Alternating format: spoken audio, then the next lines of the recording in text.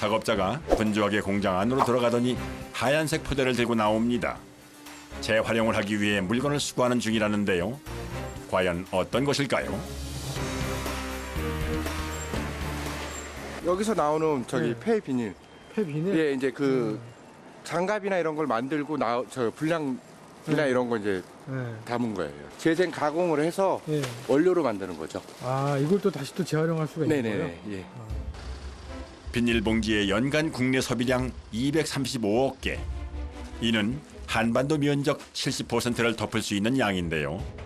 재활용품 가운데 폐비닐이 차지하는 분량이 3분의 1 정도라고 하니 실로 그 양이 어마어마합니다. 그 많은 양의 비닐이 재활용되지 않는다면 모두 매립이나 소각되어야 하기 때문에 비닐의 재활용은 정말 중요한 문제입니다. 그냥 버려진다고 생각을 하면 다 이게 그 환경 오염의 주범이 되는 거죠. 네. 이 업체에선 매일 하루 10톤 이상의 비닐을 수거해 가공하는데요. 비닐이 모이면 무게가 상당하기 때문에 수거도 쉬운 일은 아닙니다.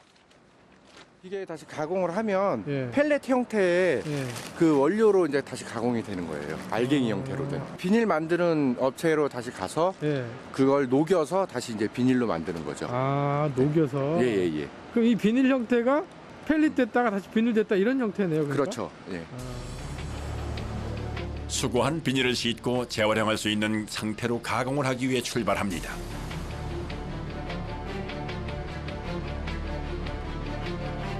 경기도 파주시의 폐비닐 가공 공장. 2톤 가까이 드는 폐비닐을 실은 트럭이 공장 마당으로 들어옵니다. 오늘은 지금 들어온 폐비닐 외에도 작업이 밀려 있어 하루 종일 바쁘기 때문에 작업자들이 빠르게 하차 작업을 진행합니다.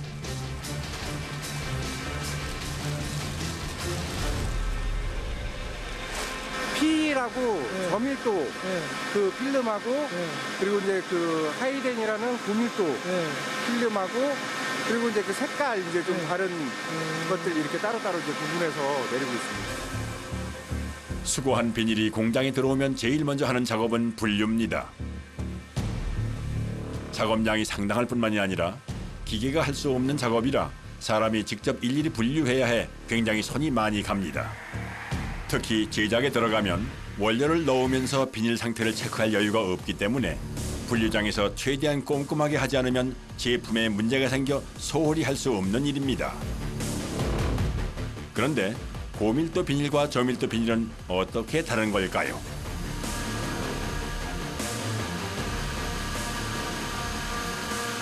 투명처럼 보이는데 이거는 고밀도고 이거는 저밀도거든요. 그러니까 이런 것도 따로 이렇게 구분을 해야 되고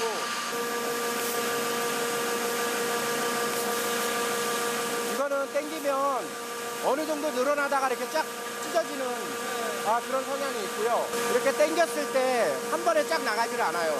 이렇게 늘어나는 성질이 좀 많죠. 이게 저밀도요? 예, 저밀도가 늘어나는 성질이 더 좋아요.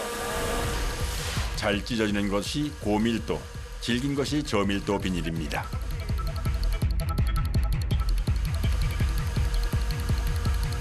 고밀도와 저밀도 외에도 색깔 분류도 해야 하는데요.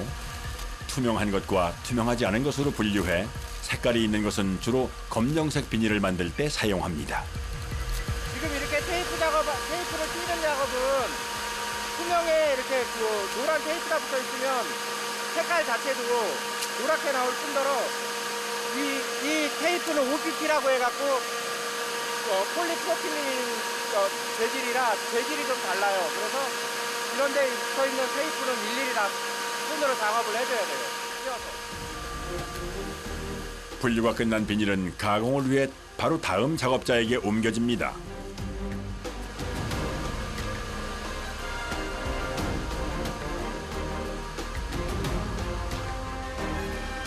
이제 본격적인 가공 작업이 시작됐습니다. 작업자가 원료 투입구 옆에 앉아 끊임없이 비닐을 넣는데요. 기계가 돌아가는 내내 잠시도 쉬지 않고 계속 넣어줘야 해 한시도 쉴 틈이 없습니다. 그런데 자세히 보니 커다란 통 밑으로 쉴 새 없이 국숟가락처럼 긴 무언가가 뽑아져 나오는데요. 이 투명한 가닥의 정체는 과연 뭘까요?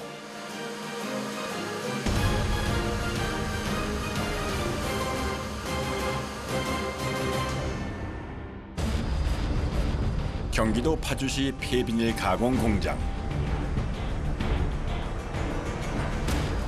정신없이 뻗어 나오는 이 투명한 가닥의 정체는 바로 폴리에틸렌 조각을 만들기 위한 원료입니다.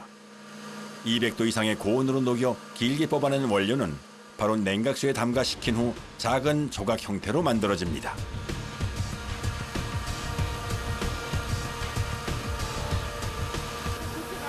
예.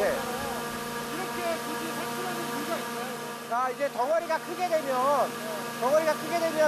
그 비닐을 만들 때 그 기계에서 녹는 게 빨리 녹질 않겠죠. 그리고 스크류가 이제 작기 때문에 큰 덩어리가 들어갈 수가 없어요. 그래서 이렇게 잘게 뽑아줘야 녹는 점도 빨리 녹기 때문에 이렇게 잘게 뽑는 겁니다. 한창 작업을 하던 작업자가 기계 옆에 지키고 서 있더니 뚜껑을 열기 시작합니다. 이 속엔 원료의 이물질을 걸러내주는 필터가 들어있는데요. 안타깝게도 필터에 플라스틱 원료가 진득하게 뭉쳐 있어 문제가 있는 것 같습니다. 이제 이거를 걷어내고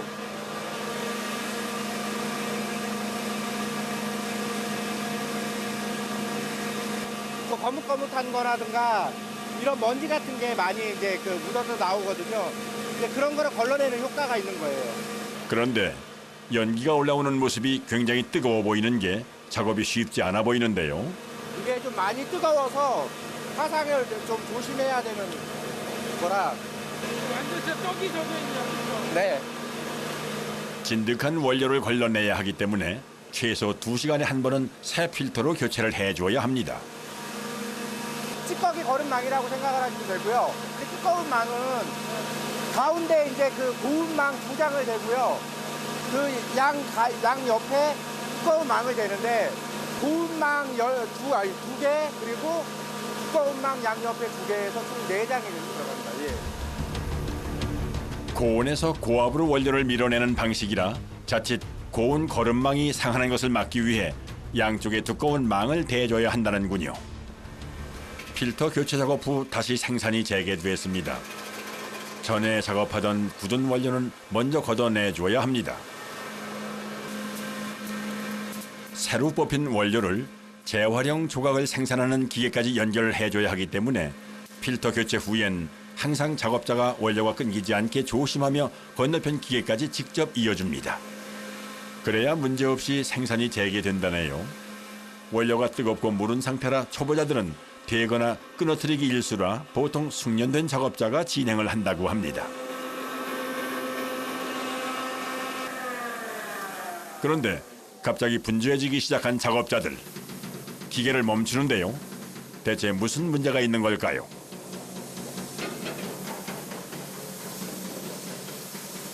애써 연결했던 원료를 전부 걷어냅니다. 너무 뜨거운 게 들어가게 되면 냉각이 안 되다 보면 이제 너무 물러지니까 밀려서 이게 이제 떡이 돼가지고 이제 안 잘리는 거예요. 그래서 지금 이제야 원료가 제대로 나오기 시작합니다. 지름 2mm 정도의 굵기로 뽑힌 원료는 냉각을 통해 굳힌 후 쌀알보다 조금 큰 크기로 자르면 완성이 됩니다. 재활용 조각은 보통 25kg씩 포장해서 새로운 비닐을 만드는 공장으로 납품이 된다는군요.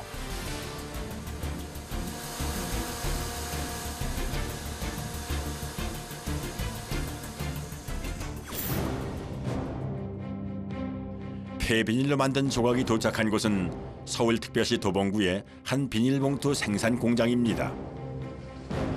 요즘은 주문 물량이 많아 공장을 24시간 가동하는데요. 매일 10톤 정도의 비닐 원단 제작으로 들어오는 원료 양이 상당합니다. 원료 보관 창고 안엔 벌써 꽤 많은 양의 플라스틱 원료들이 쌓여 있는데요. 작업자가 원료를 커다란 기계 앞으로 옮기더니 안으로 쏟아 넣습니다. 어떤 작업을 하는 것일까요? 배합하는 거 배합. 쓰레기 봉투. 쓰레기 종량제 봉투는 재활용 조각과 고밀도 폴리에틸렌을 함께 섞어 제작을 한다고 합니다. 일반 필름은 거의 10% 정도에서 들어가고요. 예. 쓰레기는 거의 40% 재생이 들어갑니다. 좀 더 많이 쓰고 있네요. 예, 예, 많이 쓰고. 배합기에서 섞인 원료는 관을 통해 공장 안으로 운반됩니다.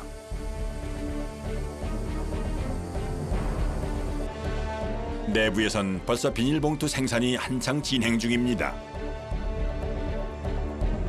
작업자들이 뭔가를 심각하게 상의 중인데요. 상의가 끝나자 원단이 서서히 나오기 시작합니다. 그런데 직접 사람이 원단을 잡고 건너편 작업자에게 전달을 해줘야 하나 본데요.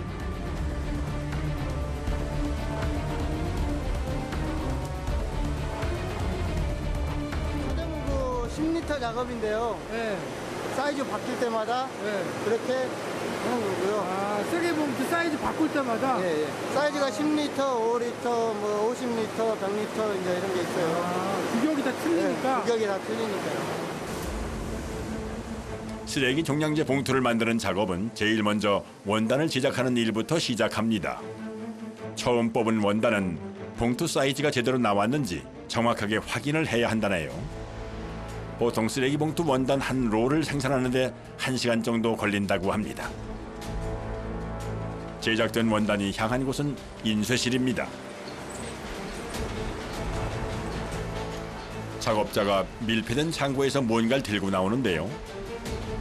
따로 창고에 넣어 관리하는 것을 보니 중요한 물건인 것 같습니다. 뭘까요?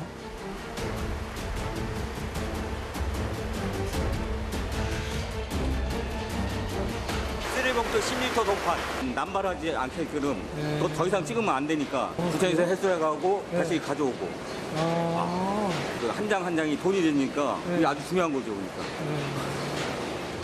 지폐를 찍어내는 것처럼 한 장 한 장이 돈과 연결되기 때문에 동판을 철저하게 관리하는 것은 물론 제작 수량도 꼼꼼하게 체크합니다.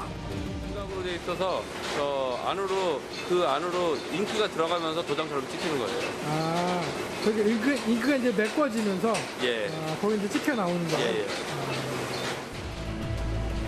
동판을 양각으로 제작했을 경우 비닐에 상처를 줄 수 있어 음각으로 제작을 해야 합니다. 그래서 동판을 교체한 후에는 깨끗하게 청소를 해줘야 하는데요. 청소를 하지 않으면 인쇄가 제대로 나오지 않아 불량률이 높아진다고 하는군요.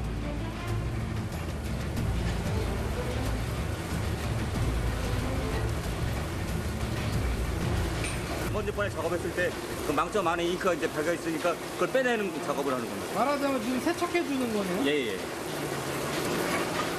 작업 중인 기계에서 신기한 보라색 불빛을 발견했는데요. 원단이 회전하면서 불빛을 스쳐 지나갑니다. 2700V 때려주는 건데 이 세한 구멍을 내주는 겁니다. 잉크가 먹기 위해서. 처리가 안 된 것은 잉크가 안 먹습니다. 고압의 전류로 비닐 표면에 상처를 내는 것인데요. 이 작업을 거치지 않으면 인쇄가 제대로 되지 않지만 설사 된다고 해도 잉크가 벗겨진다고 하네요.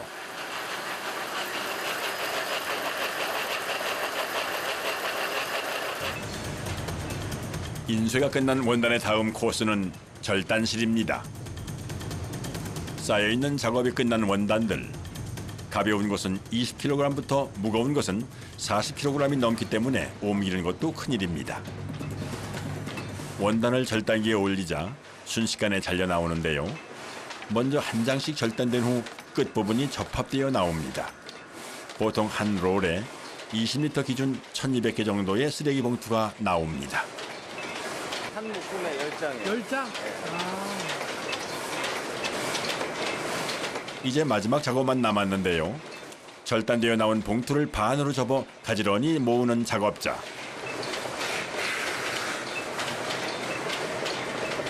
뭘 하려는 건지 보았더니 철형으로 봉투 입구 부분을 잘라내주는군요.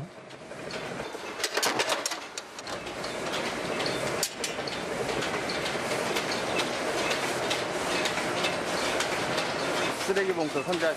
아. 근데 왜 저걸 이렇게 또 따로 모아놓으세요, 저거를 왜?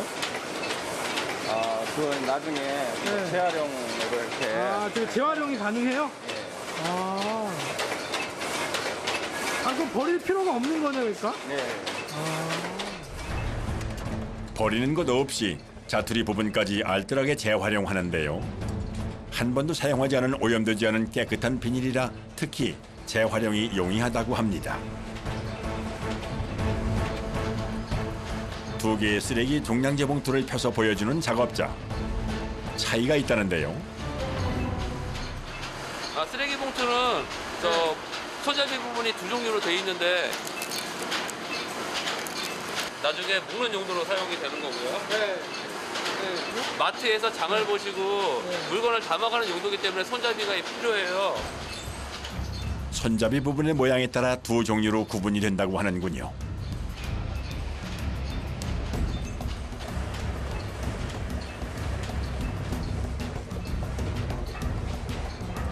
이제는 마무리 포장만 남았습니다. 쓰레기 종량제 봉투는 정확한 수량 체크가 중요하기 때문에 일일이 작업자가 개수를 세어 접은 후 스티커를 붙여 마무리합니다. 이렇게 열사서 판매를 해요. 판매할 때. 그래가지고 주세요. 그건 납품 포장을 안 해요. 버려지는 쓰레기가 훌륭한 자원이 되는 좋은 예인데요. 폐비닐이 쓰레기 봉투로 재탄생되는 순간입니다.